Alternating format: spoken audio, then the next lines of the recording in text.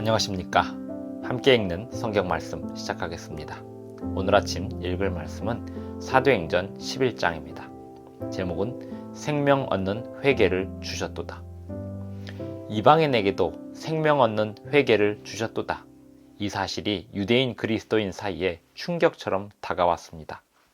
하나님께서 이방인에게도 생명 얻는 회개를 주신다는 사실을 받아들이기 시작한 것입니다. 핍박으로 흩어진 그리스도인들이 안디옥에까지 이르렀는데 그 중에 몇 사람들이 헬라 사람에게도 복음을 전파하니 수많은 사람들이 믿고 주께 돌아왔습니다. 그리하여 안디옥에 바나바가 파송되었고 교인 수가 늘어나자 바나바는 사울을 찾으러 다소에 가서 만나 안디옥으로 함께 와서 사역을 시작했습니다. 사도행전 11장 1절부터 30절까지 낭독합니다. 유대에 있는 사도들과 형제들이 이방인들도 하나님의 말씀을 받았다 함을 들었더니 베드로가 예루살렘에 올라갔을 때에 할례자들이 비난하여 이르되 내가 무할례자의 집에 들어가 함께 먹었다 하니 베드로가 그들에게 이 일을 차례로 설명하여 이르되 내가 요빠시에서 기도할 때에 황홀한 중에 환상을 보니 큰 보자기 같은 그릇이 내 귀에 매어 하늘로부터 내리어 내 앞에까지 드리워지거늘 이것을 주목하여 보니 땅에 네 발 가진 것과 들짐승과 기는 것과 공중에 나는 것들이 보이더라. 또 들으니 소리 있어 내게 이르되 베드로야 일어나 잡아먹으라 하거늘 내가 이르되 주님 그럴 수 없나이다. 속되거나 깨끗하지 아니한 것은 결코 내 입에 들어간 일이 없나이다 하니 또 하늘로부터 두 번째 소리 있어 내게 이르되 하나님이 깨끗하게 하신 것을 내가 속되다고 하지 말라 하더라. 이런 일이 3번 있은 후에 모든 것이 다시 하늘로 끌려 올라가더라. 마침 3사람이 내가 유숙한 집 앞에 서 있으니 가이사랴에서 내게로 보낸 사람이라. 성령이 내게 명하사 아무 의심 말고 함께 가라 하심에 이 6 형제도 나와 함께 가서 그 사람의 집에 들어가니 그가 우리에게 말하기를 천사가 내 집에 서서 말하되 내가 사람을 요빠에 보내어 베드로라 하는 시몬을 청하라. 그가 너와 내 온 집이 구원받을 말씀을 내게 이르리라 함을 보았다 하거늘 내가 말을 시작할 때에 성령이 그들에게 임하시기를 처음 우리에게 하신 것과 같이 하는지라. 내가 주의 말씀에 요한은 물로 침례를 베풀었으나 너희는 성령으로 침례를 받으리라 하신 것이 생각나노라. 그런즉 하나님이 우리가 주 예수 그리스도를 믿을 때에 주신 것과 같은 선물을 그들에게도 주셨으니 내가 누구이기에 하나님을 능히 맡겠느냐 하더라. 그들이 이 말을 듣고 잠잠하여 하나님께 영광을 돌려 이르되 그러면 하나님께서 이방인에게도 생명 얻는 회개를 주셨도다 하니라. 그때 스데반의 일로 일어난 환난으로 말미암아 흩어진 자들이 베니게와 구브로와 안디옥까지 이르러 유대인에게만 말씀을 전하는데 그 중에 구브로와 구레네 몇 사람이 안디옥에 이르러 헬라인에게도 말하여 주 예수를 전파하니 주의 손이 그들과 함께 하심에 수많은 사람들이 믿고 주께 돌아오더라. 예루살렘 교회가 이 사람들의 소문을 듣고 바나바를 안디옥까지 보내니 그가 이르러 하나님의 은혜를 보고 기뻐하여 모든 사람에게 굳건한 마음으로 주와 함께 머물러 있으라 권하니 바나바는 착한 사람이요 성령과 믿음이 충만한 사람이라. 이에 큰 무리가 주께 더하여지더라. 바나바가 사울을 찾으러 다소에 가서 만나매 안디옥에 데리고 와서 둘이 교회에 1년간 모여 있어 큰 무리를 가르쳤고 제자들이 안디옥에서 비로소 그리스도인이라 일컬음을 받게 되었더라.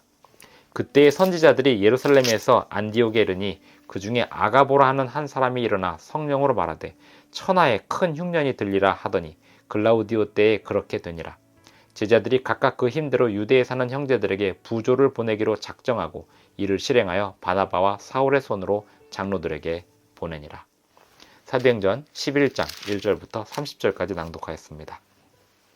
베드로가 고넬료의 집에 다녀온 이후에 유대인들 사이에 베드로를 비난하는 사람들이 생겨나게 되었습니다. 무할례자의 집에 들어가서 같이 음식을 먹었다는 것이 비난의 이유였습니다. 베드로가 사람들에게 자기가 고넬료의 집에 간 일에 대하여 자세히 차례로 설명합니다.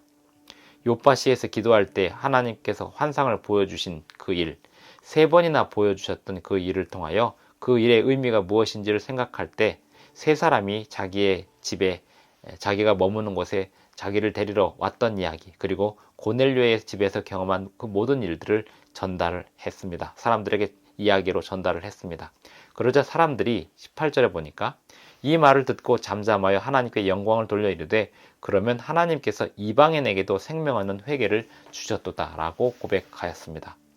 이방인에게도 생명 얻는 회개를 하나님이 주신다는 사실을 유대인 그리스도인들이 받아들이는데 시간이 많이 걸렸습니다. 정서적으로 이방인들에 대한 유대인들의 정서가 열리기까지 시간이 많이 걸린 것입니다. 19절에 보면 또 다른 사례가 나옵니다. 스데반의 일로 핍박을 받던 사람들이 안디옥까지 이르러 복음을 전하는데 유대인에게만 복음을 전하고 있었습니다. 그런데 어떤 사람들이 헬라인에게도 복음을 전하기 시작합니다.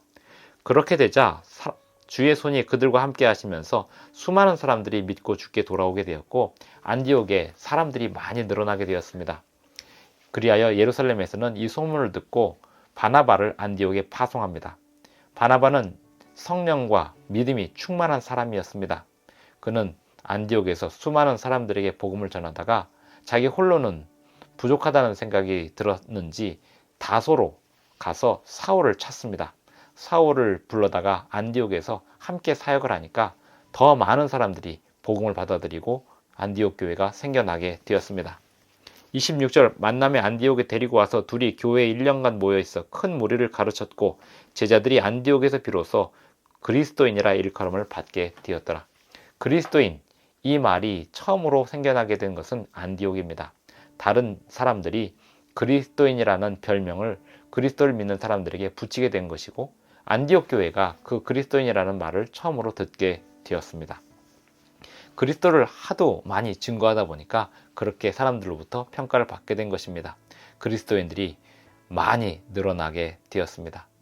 하나님을 믿는 사람들이 늘어나게 되는 이 과정에서 이방인에게도 생명 얻는 회개를 주셨다는 사실을 유대인들이 깨닫는 것이 매우 중요했습니다. 하나님의 백성들이 다른 사람들에 대한 편견을 내려놓고 하나님께서 주시는 새로운 관점을 입게 될 때, 가지게 될 때 하나님께서는 복을 주시고 수많은 사람들에게 복음이 전파될 수 있는 길을 열어주십니다. 오늘 우리에게도 하나님께서 똑같은 길을 열어주시기를 바랍니다. 기도하시겠습니다.